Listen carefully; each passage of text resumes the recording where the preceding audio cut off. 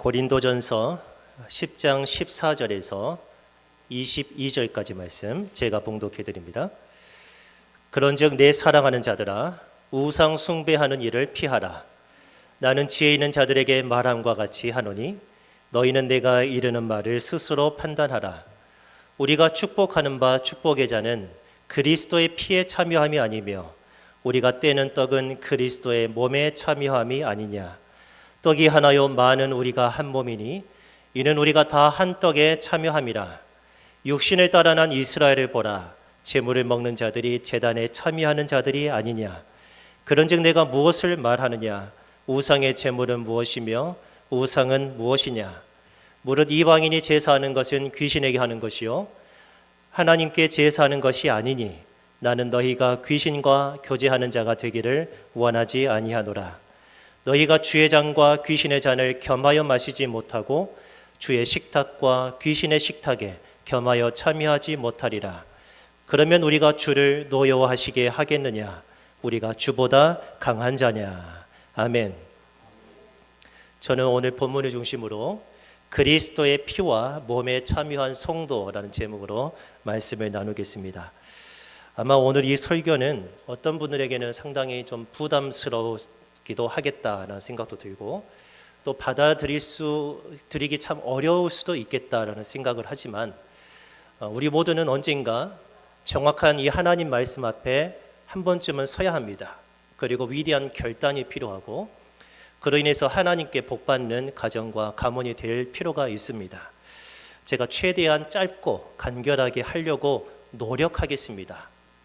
근데 믿어야 될 것은 하나님의 말씀이지 목사의 말은 아니죠. 저도 항상 노력은 합니다만 어쩌다 보면은 설교가 40분, 45분씩 되고 있어요. 우리 시골에 계신 우리 어르신들이 45분씩 설교를 듣고 계십니다. 정말 위대하십니다. 그래서 이 말을 미리 말씀드리는 것은 아이고 진리다라는 생각을 하지 마시고 아마 40분인데 30분 같은 45분이 될 겁니다. 잘 들으시기 바랍니다.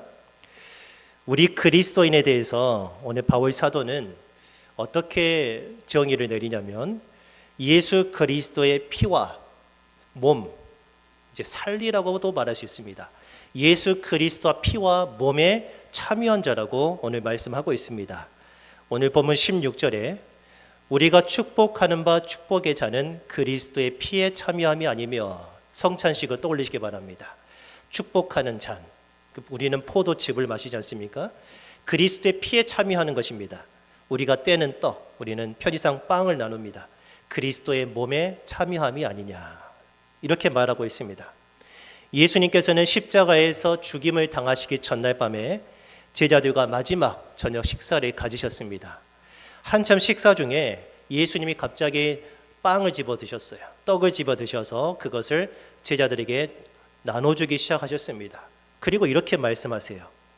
마태복음 26장 26절에 그들이 먹을 때에 예수께서 떡을 가지사 축복하시고 떼어 제자들에게 주시며 이르시되 받아서 먹으라.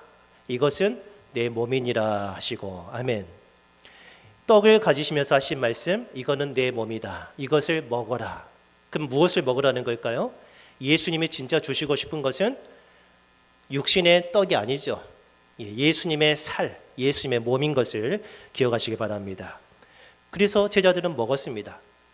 그리고 나서 이후에 예수님께서 잔을 가지셨습니다. 아마 그 잔 속에는 포도주가 들어있지 않을까 싶습니다. 그리고 그것을 똑같이 제자들에게 나누시면서 말씀하셨어요. 이어지는 9절 27절과 28절에 또 잔을 가지사 감사 기도하시고 그들에게 주시며 이르시되 너희가 다 이것을 마시라. 다 마셔야 된다라고 말씀하고 있습니다. 이것은 죄 사함을 얻게 하려고 많은 사람을 위하여 흘리는 바 나의 피 곧 언약의 피니라 그랬습니다. 포도주가 든 잔을 드시면서 이것은 나의 피다 그랬습니다. 예수님께서 주시고자 하는 것은 그냥 먹고 마시는 그런 포도주가 아니라 예수님의 피를 마셔야 된다는 것을 말씀하고 있습니다. 근데 그 피는 언약의 피라 말씀합니다. 일반적인 피가 아니라 언약의 피. 더 쉽게 말씀드리면 나의 피로 너희가 나와 언약을 맺자라는 것입니다. 너희는 나의 백성, 나는 너희의 하나님이 되자. 그런 게 바로 언약의 요소입니다. 말씀드렸듯이 예수님이 제자들에게 주신 떡은 예수님의 몸을 상징하고요, 포도주는 예수님의 피를 상징합니다. 제자들은 그 떡을 먹었어요. 그 포도주를 마셨어요. 단순히 이것은 육신적으로 떡을 먹고 또 포도주를 마셨다라는 것, 배부르게 되었다는 것을 의미하는 게 아닙니다. 제자들은 그 떡을 먹고 마심으로써 예수님의 살과 피를 먹고 마시는 것이고, 먹고 마심으로써 예수님과 한 몸이 되는 것입니다. 한 몸이 돼요. 생각해 보십시오. 내 안에 예수님의 살이 들어왔고 내 안에 예수님의 피가 들어왔습니다. 근데 그 피와 살은 죽어버린 피와 죽어버린 살이 아니라 영원히 살아있는 살과 피입니다. 그러니까 내 안에서 예수님이 내 안에서 나와 함께 거하시는 것이죠. 하나가 된 거죠. 예수님과 나는 엄연히 다르지만 한 몸이 됐다는 뜻입니다. 이것은 다른 식으로 말하면 이 제자들이 예수님의 몸을 통해서, 예수님의 희생을 통해서 예수님과 언약을 맺었다. 쉽게 말해서 약속을 했다 하는 거예요. 약속을 했다. 구약의 이스라엘 자손들은 여호와 하나님과 언약을 맺을 때 이와 비슷한 과정을 거쳤습니다. 지금부터 잘 따라오셔야 됩니다. 출애굽기 24장을 보시면 정식으로 언약을 맺는 과정이 나옵니다. 그때 모세가 송아지의 피를 가지고 반은 여러 양푼에 담고 반은 제단에 뿌렸습니다. 자, 한번 과정을 생각해 보시죠.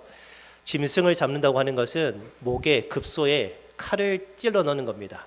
그 칼을 빼요. 그러면 그곳에서 피가 쏟아져 나옵니다. 그 피를 여러 양푼에 담습니다.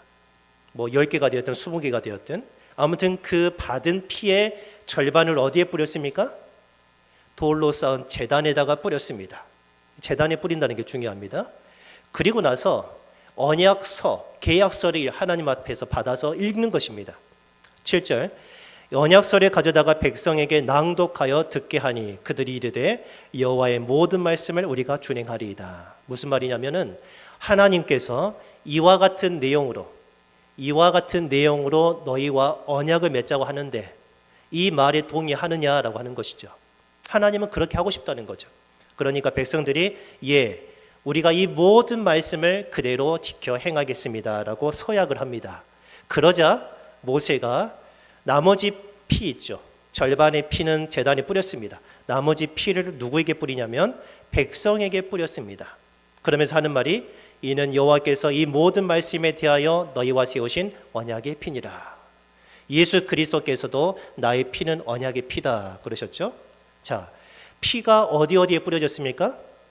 하나는 제단에, 하나는 언약의 당사자인 백성에게 뿌려졌습니다. 원래는 언약을 맺은 두 당사자에게 피가 뿌려져야 되거든요. 근데 하나님은 눈에 보이지 않으시기 때문에, 영이시기 때문에 하나님으로 상징되는 제단에 뿌린 겁니다. 그래서 피로써 하나님과 이스라엘 백성이 하나가 된 것입니다. 그래서 이스라엘 백성이 범죄하면, 더러워지면 제단도 같이 더러워져요. 그래서 이스라엘 백성의 죄를 깨끗하게 하기 위해서는 짐승을 잡아서 백성에게 뿌리는 게 아니라 제단에 뿌립니다. 그럼 제단은 깨끗해집니다. 제단이 깨끗해지면 한 몸을 이룬 이스라엘 백성도 또 같이 깨끗해져요. 그게 속죄의 메커니즘입니다. 속죄의 원리입니다. 아무튼 그 피를 뿌리면서 언약을 맺었다 하는 것입니다. 피가 뿌려졌어요. 그리고 나서 고기가 있죠. 그 고기는 어떻게 했을까요? 처음에 언약을 맺을 때 그 고기를 다 불러 태워버린 게 아니라 이스라엘의 대표가 하나님 앞에서 그 고기를 먹었어요. 11절에 하나님이 이스라엘의 자손들의 존귀한 자들에게 손을 대지 아니하셨고 그들은 하나님을 뵙고 먹고 마셨더라. 여기서도 제물을 먹고 마시는 것이 나와요. 마셨다고 하는 것은 아마 포도주를 마시지 않았을까 싶습니다. 원래는 짐승의 피를 마셔야 되는데 구약에서나 신약에서나 짐승의 피는 마시지 말라고 하셨기 때문에 그 피를 상징하는 포도주를 먹고 그 고기를 먹으면서 그 제물을 먹으면서 하나님과 하나가 된 것입니다. 이해가 되십니까? 다시 말하면은 제물을 먹음으로써 이스라엘 백성과 하나님이 하나가 되었다는 거예요. 하나가 되었다. 이거 굉장히 중요한 것입니다.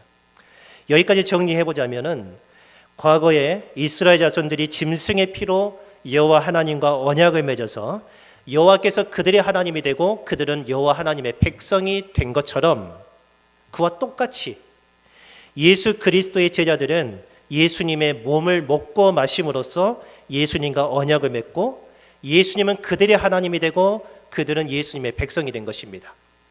떼려야 뗄 수 없는 생명을 공유한 한 몸이 된 것입니다. 그러니까 내가 죄를 지으면 내 안에 계신 예수님께서 더럽혀지는 거예요. 내가 회개하면 다 모든 것이 깨끗해지는 것입니다. 여기서 한 가지 꼭 기억해야 될 것이 뭐냐면은 언약을 맺어서 하나님과 한 몸 된 언약 백성이 된 것이 중요한 게 아니라, 그것도 중요하지만 그보다 더 중요한 게 뭐냐면 이렇게 맺어진 언약을 계속해서 유지하는 것입니다. 유지하는 거예요. 아까 살펴본 것은 출애굽기 24장인데 거기서는 정식으로 언약을 맺는 과정입니다.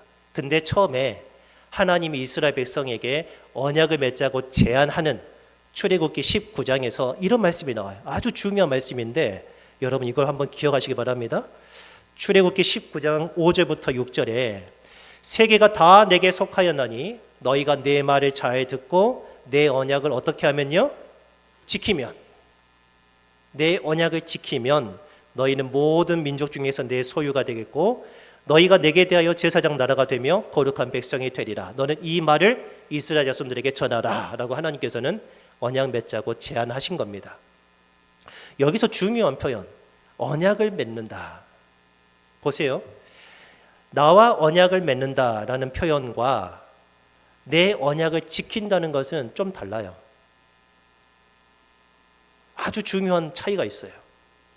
나와 언약을 맺으면 이것을 제가 영어 성경을 보니까 이렇게 표현이 되어 있더라고요. If you make covenant with me예요. make covenant예요. 만드는 거죠. 없는 것을 만드는 거예요. 이것은 단 한 번이 이루어지는 겁니다. make covenant예요. 근데 지키면이라고 나온 것은 뭐라고 나오는지 아십니까? If you keep my covenant예요. keep은 뭡니까? 계속해서 간수하는 거죠. 여러분 돈을 버는 게 중요합니까? 번 돈을 지켜내는 게 중요합니까? 한 달에 1,000만 원을 벌면 뭐합니까? 지출이 1,500인데. 그렇죠? 근데 월 300을 벌어도 계속해서 그 돈을 내가 지켜내는 게 중요하잖아요. 갑작스러운 사건 사고 휘말리지 않고 갑작스럽게 병원 신세지지 않고 꾸준히 모아가는 게 중요하지 않겠습니까? 예, 돈을 지켜내는 게 중요해요. 마찬가지로 언약을 맺는 것도 중요하지만 한 번 맺은 언약을 킵하는 것, 계속해서 유지해 나가는 것, 잃어버리지 않는 것이 더 중요하다 그 말입니다.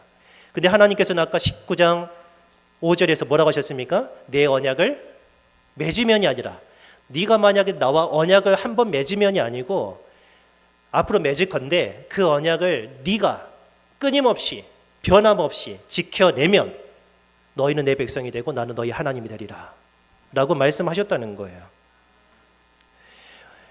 이것도 굉장히 다른 것입니다. 두 가지는. 언약을 맺는 것은 맨 처음에 딱 한 번 이루어지는 거예요. 딱 한 번. 언약을 지키는 것은 처음부터 마지막까지 지속적인 거예요. 언약을 맺는 것은 처음에 하나님의 100% 전적으로 하나님의 일방적인 은혜로 주시는 겁니다. 이스라엘 백성이 언약을 맺자고 하지 않았어요. 하나님께서 야 내가 너 이렇게 되어줄 텐데 내가 너희 하나님이 되어줄게. 좋지 좋지. 나랑 언약을 맺자. 네가 내 말 잘 들으면 내가 복 줄게. 하나님께서 주신 거예요. 일방적이에요. 그런데 언약을 지키는 것은 하나님의 은혜를 받은 성도가 그 은혜에 대해서 인격적으로 반응하는 것입니다.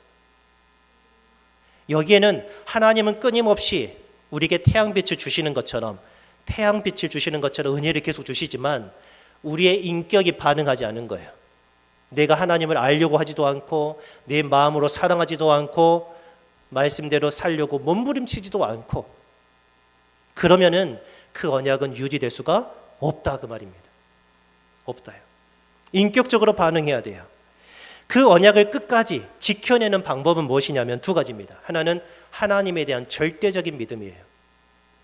하나님이 계신 것과 하나님이 나의 창조자요 나의 구원자라는 사실을 믿는 거예요.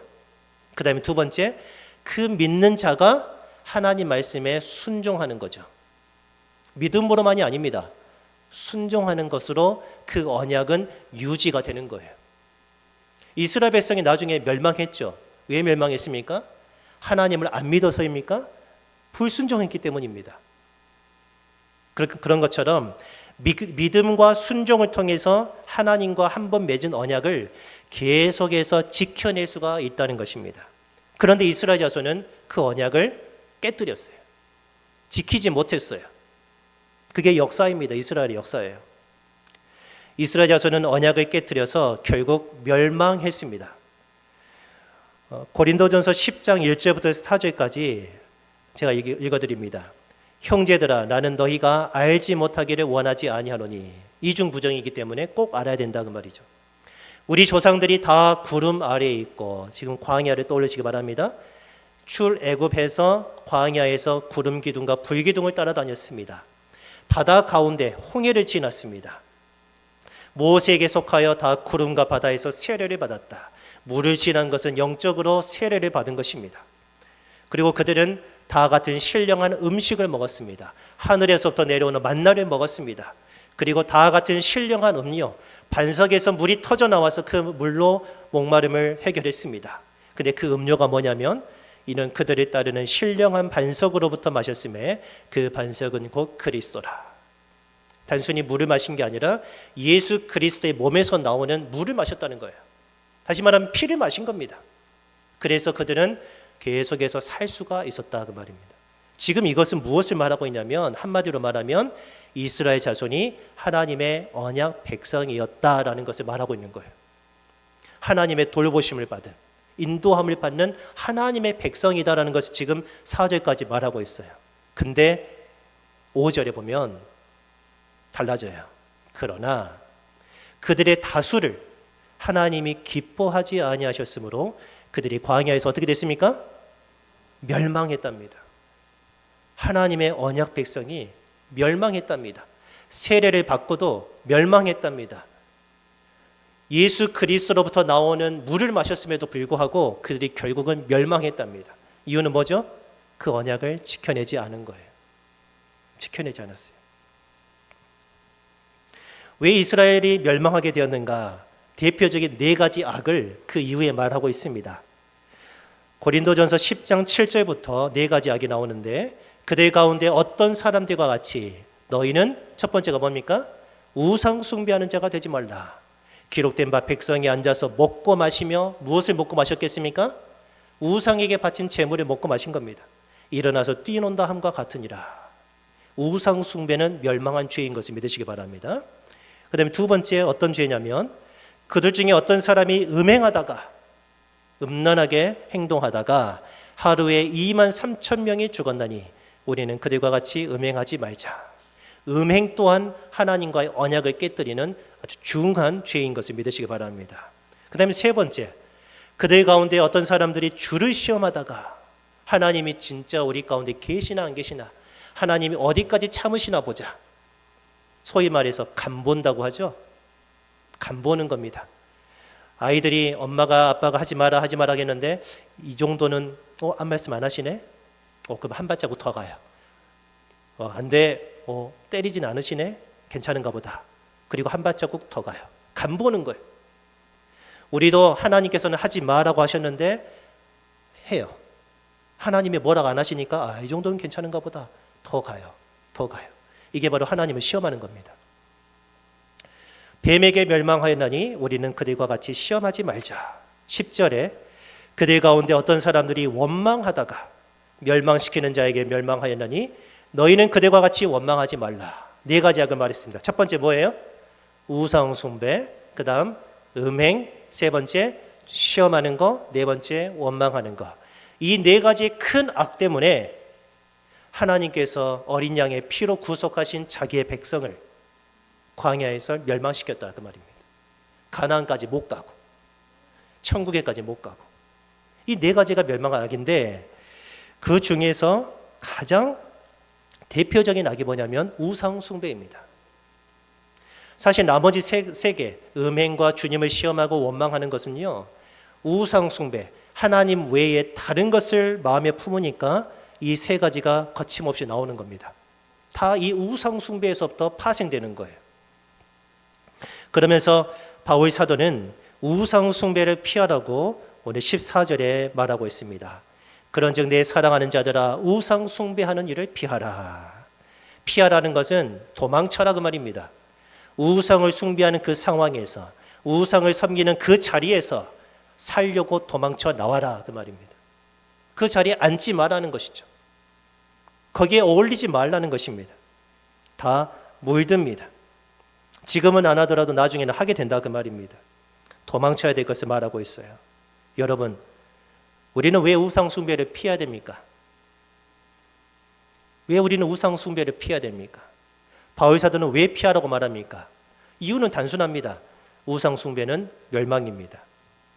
멸망하기 때문에 그렇습니다. 다른 이유가 없어요. 누구처럼요? 광야에서 우상 숭배했던 이스라엘 자손들처럼. 우상 숭배가 무엇일까요? 우상은 아이돌이죠. 여러분, 우리 아이돌 가수 하는데 그게 우상이란 뜻입니다. 그게 우상이란 뜻이에요. 아이돌이라는 게. 근데 그것도 모르고 그 아이돌을 닮으려고 노래를 따라 부르고 춤추는 거. 저는 판단하기 어렵습니다만 하나님은 뭐라고 판단하실까요? 너 왜 우상을 숭배하고 있느냐 하면 큰일 아니겠습니까? 하나님께 여쭤보시기 바랍니다. 하나님, 제가 이렇게 하는 것이 우상 숭배입니까 아닙니까? 하고. 아무튼 우상 숭배는 꼭 뭔가 형상을 만들어 놓고 그 앞에 절하고 그런 것만이 우상 숭배가 아닙니다. 그건 당연히 우상 숭배고요. 근데 우상의 제물을 먹는 것이 바로 우상 숭배입니다.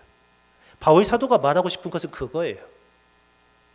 여기서 이제 우리는 턱 막히는 거죠.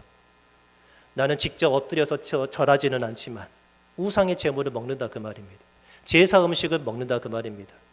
또 어떤 분들은 그것을 먹어도 된다고 목사님들은 설교하고, 어떤 분은 아주 유명한 분이신데 그 제물 앞에서 십자가를 긋고 먹으면 괜찮답니다.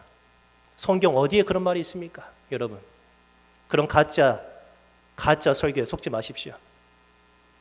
우상의 제물은 엄연히 우상의 제물입니다. 왜 우상의 제물인가? 그게 왜 우상 숭배인가를 말씀을 드리겠습니다. 저는 제 개인적인 생각이 아니라 성경을 여러분에게 해석해서 알려드리겠습니다. 바울 사도는 이어지는 구절에서 성찬식을 근거로 예수님께서 교회들에게 명하신 성찬식, 이것을 마시고 이것을 먹음으로써 나의 죽음을 기념하라, 나의 죽음을 기억해다 라고 말씀하신 성찬식을 근거로 삼아서 왜 우상의 제물을 먹어서는 안 되는가에 대해서 논증하고 있습니다. 16절을 같이 한번 읽어봅니다. 시작. 우리가 축복하는 바 축복의 자는 그리스도의 피에 참여함이 아니며 우리가 떼는 떡은 그리스도의 몸에 참여함이 아니냐. 아멘. 성찬식을 떠올리시기 바랍니다. 앞에서 목사님이 빵을 집어들고 떡을 집어들고 또는 그릇을 집어들고 하나님 앞에 기도하죠. 하나님, 이제 우리가 예수님의 살을 기념하는 떡을 나눕니다. 이 떡을 먹는 자마다 생명을 주옵소서 하는 거죠. 그리고 또 잔을 들고 하나님, 예수 그리스도의 피를 상징하는 포도즙을 나눕니다. 이 예수님의 피의 생명이 우리 가운데 넘치게 하옵소서. 우리 모든 죄악을 사해 주라고 이렇게 축복하면서 나눠 먹는다는 거예요. 그것은 무엇을 의미합니까? 예수님의 피를 마시고 예수님의 몸을 먹는 것은 아까 말씀드린 대로 예수님과 성도가 하나가 된 거예요. 하나가 되었다 그 말이에요. 아까 제단에 피를 뿌리고 백성에게 피를 뿌려서 하나가 된 것처럼 예수님의 살은 떨어져 나갔음에도 그건 생명이 있습니다. 내 안에 들어왔어요. 예수님의 피는 흘려졌음에도 그 피는 생명이 있어요. 그 피가 내 안에 들어왔어요. 내 안에 예수님이 살아계시는 겁니다. 한 몸이 됐다는 거예요. 그 한 몸이 되는 의식일 뿐만 아니라 이미 한 몸이 된 사건을 잊지 않도록 기념하는 의식이 바로 성찬식입니다. 예수님은 왜 그토록 자기의 몸과 자기의 피를 먹고 마시라고 하셨을까요? 한 사람도 빠짐없이 다 먹어야 된다, 한 사람도 빠짐없이 다 마셔야 된다라고 말씀하셨을까요? 이유는 단순합니다. 그래야만 하나가 되기 때문입니다. 18절 같이 읽어봅니다. 육신을 따라 난 이스라엘을 보라. 제물을 먹는 자들이 제단에 참여하는 자들이 아니냐. 아멘. 여러분, 제물을 먹음으로써 그 제단과 그 제단에 참여한다는 뜻입니다. 참여한다는 것은 여러분 코이노니아 들어보셨죠? 교제하는 것, 한 몸이 되는 것. 제단은 누구를 상징합니까? 하나님을 상징하죠. 그러니까 제단 위에 올려진 음식을 먹는 것은 그 제단을 상징하는 하나님과 교제하는 거고 한 몸을 이룬 겁니다. 한 몸을. 엄청나죠? 엄청난 사건 아닙니까? 여러분, 우리 안에 하나님이 살아계십니다. 우리가 보통 사람이 아니에요. 제물을 먹는 자는 제단에 참여합니다. 그래서 하나가 되고 교제하고 교통이 이루어진다는 거예요. 마치 예수님께서는 십자가에서 죽으셨는데 그 십자가는 제단입니다. 자기를 제물로 하나님 앞에 드린 제단이 바로 십자가입니다. 십자가에서 피를 흘리실 때 제일 먼저 그 제단에 피가 뿌려졌겠죠. 흘러나올 때. 그리고 그 피를 믿는 자의 심령에 뿌리십니다. 그래서 예수님과 우리가 하나가 된 거예요. 정말 중요한 거예요. 자, 여기까지 정리 한번 해보시죠. 성도는 무엇이냐면은 예수 그리스도의 피로 하나님과 언약을 맺은 자라는 거예요. 거룩한 하나님의 자녀와 백성된 자입니다. 한 몸이 되었다는 거예요. 자, 보세요. 이렇게 해서 우리가 하나님과 언약을 맺었습니다. 근데 더 중요한 게 있다고 했죠? 언약을 맺은 게 중요한 게 아니고 그 언약을 지켜내는 거. 지켜내는 게 더 중요한 거예요. 그 지켜내는 두 가지 방법이 뭐라 했습니까? 하나님을 향한 절대적인 믿음과 또 하나님 말씀에 순종하는 것. 그것을 통해서 언약 관계가 유지가 된다고 했어요. 그걸 깨버리면요, 우상을 숭배하고 음행하고 원망하고 주님을 시험하면요, 언약을 깨는 거예요. 그래서 멸망한 겁니다. 너무 단순해요. 어려운 것도 아닙니다. 그런데 문제가 이거예요. 만약에 이렇게 하나님과 언약을 맺은 예수 그리스도의 피로 언약을 맺은 우리 그리스도인이 우상 앞에 바쳐진 제물을 먹는다면 어떻게 될까요? 어떻게 될까요? 비록 우상 앞에 절하지는 않더라도 우상에게 바친 제사 음식은 먹어도 괜찮은 걸까요? 과연 그렇습니까? 우리는 이미 18절을 살펴보았습니다. 제물을 먹는 자들이 제단과 하나가 된다고요. 그 제물이 바쳐진 제단과 하나가 된 것입니다. 그 제물을 먹는 사람은요. 그래서 우상에게 바친 제물을 먹는 사람은 그 우상과 하나가 돼요. 우상과 하나가 됩니다. 비록 그리스도인일지라도. 이것이 바로 우상 숭배입니다. 구약 성경에 민수기에 보면은 이스라엘 자손이 광야를 향해서 광야를 이제 40년 동안 돌고 가나안을 향해서 지금 들어가야 됩니다. 근데 모압이라는 족속이 딱 버티고 있어요. 이스라엘은 거기로 침범해 들어갑니다. 근데 모압 왕 발락이 너무 두려운 나머지 유명한 무당을 부릅니다. 그 유명한 발람입니다. 가짜 거짓 박수 무당입니다. 이 자가 저주를 내리는 자는 다 저주받을 것을 믿고 부른 거예요. 많은 돈을 주면서. 그러니까 돈 받으려고 와서 이스라엘 자손을 저주하려고 했지만 하나님께서 막으셨죠. 3번이나 막으셨습니다. 너 저주하지 마. 오히려 이 말을 해. 다 축복의 말씀이었어요. 그러니까는 모압의 왕 발락이 막 손뼉을 치면서 화를 막 분출하기 시작하는 거예요. 내가 당신을 여기로 오게 한 것은 저 이스라엘을 저주하라고 한 것인데 왜 축복을 하고 있느냐는 거죠. 근데 발람이 믿음이 좋은 척 하나님께서 내게 주신 말을 나는 전하지 않을 수 없다 하는 거죠. 이렇게 4번을 축복을 하고 발람은 자기 집으로 돌아가 버렸는데 그게 24장에서 끝나거든요. 민수기 24장에서. 그런데 민수기 25장에 갑자기 이상한 일들이 벌어져요. 1절에 이스라엘이 시딤에 머물러 있더니 그 백성이 모압 여자들과 뭐 했습니까? 음행하기를 시작합니다. 갑자기 모압 여자들이 와가지고 이스라엘의 남자들을 꼬시기 시작한 겁니다. 유혹합니다. 그래서 어떻게 했습니까? 데리고 가서 2절에 그 여자들이 자기 신들에게 제사할 때에 이스라엘 백성을 청합니다. 그모스를 섬길 때, 모압의 신 그모스를 섬길 때 이스라엘 백성을 그 자리에 오게 해요. 그리고 백성이 먹고 그들의 신들에게 절했습니다. 무엇을 먹었겠습니까? 무엇을 먹었겠습니까? 모압의 신 그모스를 위한 제물, 그 제물을 그 앞에서 먹고 그 앞에서 절을 했다는 거예요. 그 결과가 뭡니까? 3절 같이 읽어봅니다. 이스라엘이 바알볼에게 가담한지라. 이 가담했다는 게 뭐냐면 하나가 되었다는 거예요. 딱 붙어가지고 떨어지지 않는다는 거예요.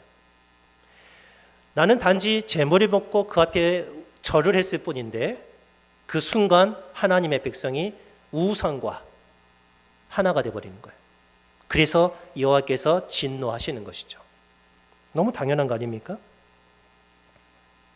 우상 숭배는 절하는 것만이 아닙니다. 제물을 먹고 제물을 마시는 것까지 다 우상 숭배에 해당합니다. 요한계시록에 보면은 버가모 교회가 나옵니다. 버가모 교회는 굉장히 큰 교회였는데 흔적도 없이 사라져 버렸습니다. 왜 그랬을까요?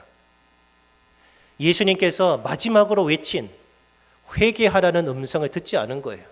무엇을 회개하라고 예수님은 간곡하게 요청하셨을까요? 요한계시록 2장 14절부터 그러나 내게 두어 가지 책망할 것이 있나니 거기 너에게 누구의 교훈을 지키는 자들이 있다고요? 아까 모압 왕 발락에게 고용된 발람의 교훈을 지키는 자들이 있답니다. 발람이 발락을 가르쳤답니다. 이스라엘 자손 앞에 걸림돌을 놓았답니다. 걸려서 넘어지라고. 그게 뭡니까? 우상의 제물을 먹게 하였고 행음하면 이들은 스스로 멸망할 것이라는 거죠. 발람은 돌아가면서 복채, 그 돈을 너무나도 갖고 싶은 거예요. 그래서 어떻게 하면 이스라엘을 멸망시키고 그 많은 돈을 내 돈이 되게 할까? 내 호주머니에 넣을까? 궁리하다가 박수를 친 거예요. 아, 그러면 되겠구나.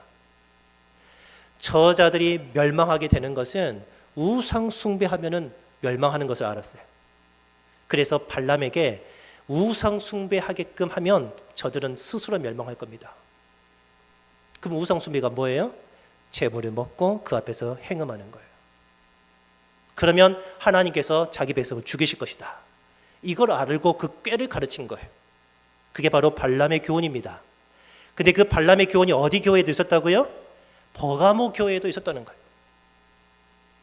우상의 제물을 먹고 행음하고 그게 아무렇지도 않게 여겨졌던 사람들, 자칭 그리스도인들, 그런 사람들이 버가모 교회에 있었다는 거예요. 그러면서 예수님은 15절에 이와 같이 내게도 니골라 당의 교훈을 지키는 자들이 있도다. 아마 니골라라는 사람도 이 우상의 제물을 먹어도 돼. 그거 아무렇지도 않아. 그 음식은 음식일 뿐이지. 그게 무슨 영험한 것이 있겠어?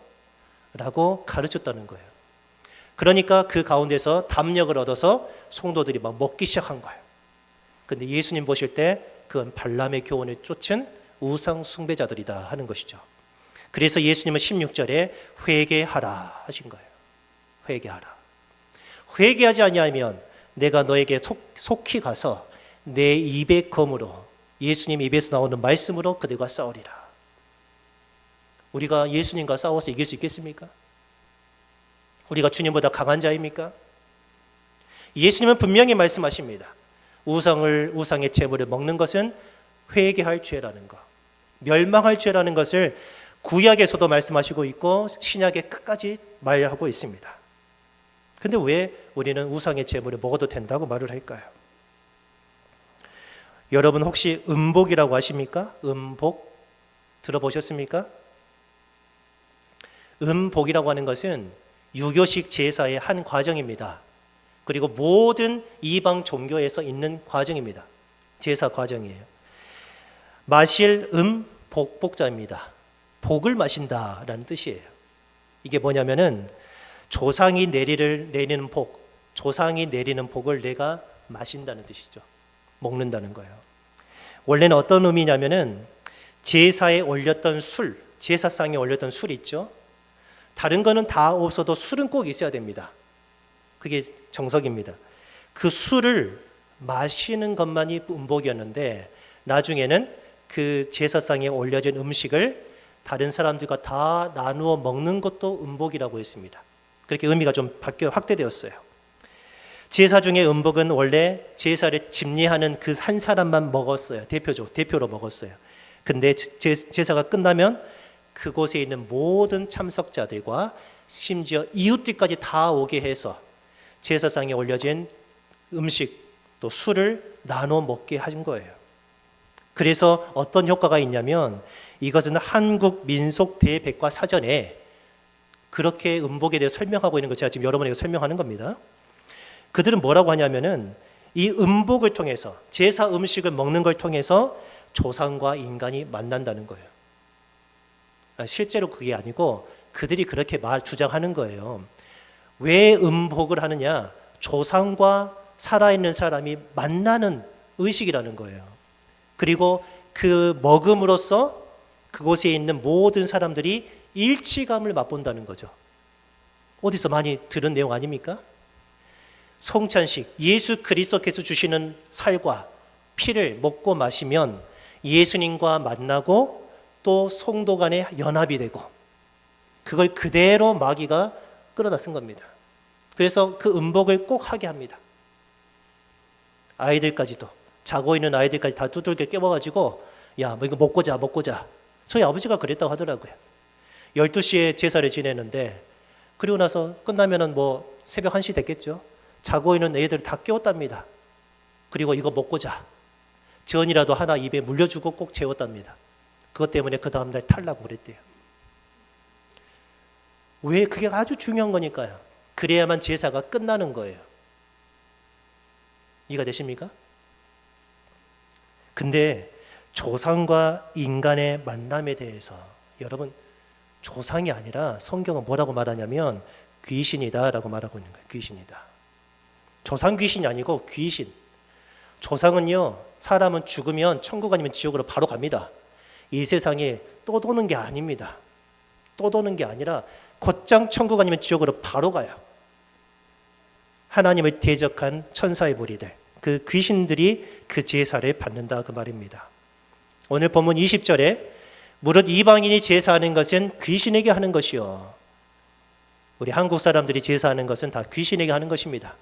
하나님께 제사하는 것이 아니니 나는 너희가 귀신과 교제하는 자가 되기를 원하지 아니하노라 라고 주님은 말씀했어요. 자, 이제까지 말씀을 통해서 제사 음식을 먹는 것도 우상 숭배라는 것을 알게 됐어요. 여러분이 이제 그거를 동의하시는지는 이제 여러분에게 달려 있습니다. 저는 하나님 말씀 있는 그대로 전했어요. 근데 한 가지 더 한번 살펴보게요. 나는 제사상 앞에서 절하지도 않고 제사 음식도 먹지 않았어요. 근데 제사 음식은 만들었어요. 그런 분들 많이 계시죠. 나는 음식을 만들기만 했다는 거예요. 야야야, 제사하지 말고 너 안 먹어도 좋으니까 야 이거 같이 만들자 하고 시어머니가 끌어당겼어요. 그 제사 없이 어쩔 수 없이 제사 음식 같이 만든 그 문제는 어떨까요? 나는 먹지도 않고 절하지도 않았으니까 나는 음식 만들었으니까 괜찮다? 과연 그럴까요? 제가 여러분에게 한 가지를 질문 드리겠습니다. 구약 시대의 제사를 한번 떠올려 보시죠. 구약의 성도가 하나님께 제사를 드리는데 그 제사는 언제부터 시작될까요? 언제부터 여기서부터 제사다. 시작점이 어디일까요? 꼭 짐승을 잡아 죽이고 가죽을 벗기고 내장을 분리하고 장작을 불태워서 그게 제사일까요? 그러지 않아요. 레위기 1장부터 보면은 1장 2절부터 이스라엘 자손에게 말하여 이르라 너희 중에 누구든지 여호와께 예물을 드리려거든. 이 무슨 말입니까? 하나님께 예물을 드리고 싶다라는 마음이 들거든. 그죠? 거기서부터 시작되는 거예요. 제사는 거기서부터 시작돼요. 나 하나님께 제물을 좀 바치고 싶다 하는 그 마음이 들 때가 제사가 시작입니다. 그러면 그 사람은 어떻게 해야 됩니까? 아무 짐승이나 그냥 마구잡이로 제물로 삼으면 됩니까? 아니죠. 가축 중에서 소나 양으로 예물을 드릴지니라. 아무거나 해서는 안 돼요. 소나 양을 찾으러 다녀야 됩니다. 그 소나 양도 아무것도 하면 안 돼요. 그 예물이 소의 번제이면 흠 없는 수컷이어야 됩니다. 자, 그러면 이제 하나님께 제물을 드릴 사람은 찾아다녀야 돼요. 양이나 소를 찾았어요. 여기 소떼가 있구나. 거기에서 뭘 찾아야 됩니까? 수컷을 찾아야 돼요. 수컷. 그 중에서 수컷 중에서 뭘 찾아야 돼요? 흠이 없는 걸 찾아야 돼요. 흠이 없는 것. 다리를 절거나 어떤 몸에 이상이 생기거나 눈이 멀거나 그런 건 안 돼요. 누가 봐도 비싸게 시장에 내다 팔 만한 거, 그거를 골라서 하나님 앞에 드려야 된다는 거예요. 이게 무엇을 의미합니까? 우리식으로 따지자면 조상의 기일이나 명절에 제사를 지내야 되겠다는 마음을 품는 순간부터 제사는 시작된다는 거예요. 그리고 시장에 가서 평소에는 먹도 못할 제사 음식을 만들 재료를 정성스럽게 고르고 음식을 만드는 것도 제사의 과정입니다. 제사의 과정이에요.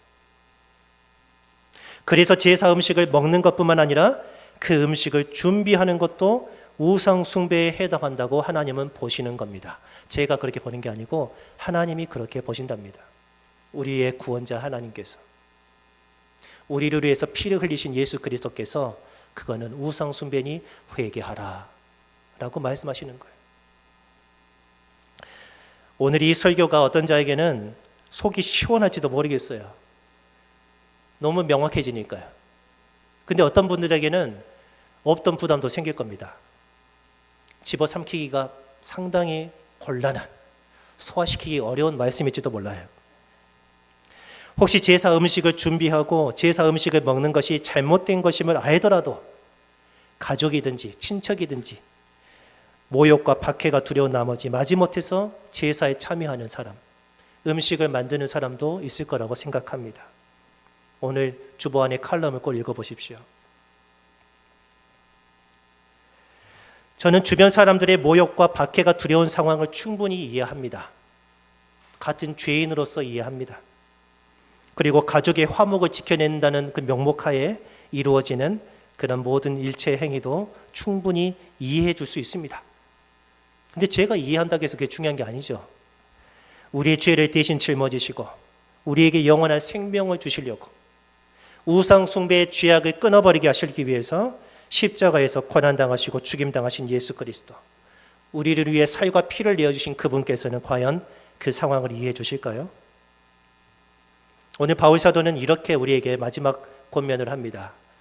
21절과 22절인데 너희가 주의 잔과 귀신의 잔을 동시에 마시지 못하고 주의 식탁과 귀신의 식탁에 동시에 참여하지 못하리라.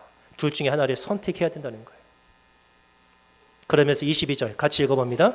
그러면 우리가 주를 노여워하게 하겠느냐? 우리가 주보다 강한 자냐? 하나님의 뜻은 이렇게 단호한데 그 앞에서 하나님 그래도 이 정도 용서해 줘야 되지 않습니까? 라고 말할 수 있습니까? 우리가 주님보다 강한 자이길래 담대하게 우상을 숭배할 수 있겠습니까? 우상의 재물 문제는 좋고 안 좋고의 문제가 아닙니다. 좋고 안 좋고의 하면 좋고 안 하면 더 좋고 그런 게 아닙니다. 이것은 살고 죽고의 문제입니다. 살고 죽고의 문제예요. 우상 숭배를 거부한 데 따르는 모든 박해와 고난 여러분 기쁘게 당하십시오. 평생 박해를 당하십시오. 우리는 어차피 좁은 길을 가기로 된 사람들입니다. 우리가 가는 생명의 길은 좁은 길입니다. 그 좁은 길 앞에서 편안함을 추구하지 마십시오. 예수님께서는 이 세상에 평화를 주러 오셨지만은 가족끼리는 땅에 불을 던지러 오셨어요. 아버지가 아들을, 서로 간에 자식이야 부모님을 서로 간에 모욕하고 핍박하고 때리고 고소하려고 예수님 오셨다는 거예요. 예수 그리스도께서 우리를 위해 치르신 희생을 기억하시기 바랍니다. 예수님의 보배로운 피로서 우리가 거룩한 하나님의 자녀와 영광스러운 천국 백성이 되었음을 여러분 늘 기억하시기 바랍니다. 이제는 우상 숭배와 제사 음식 문제를 완전히 척결하시기 바랍니다. 온전하고 거룩하게 하나님을 섬기는 우리 모든 칠정교회 성도와 또 이곳에 참여하신 모든 분들이 되기를 예수 그리스도 이름으로 축원합니다.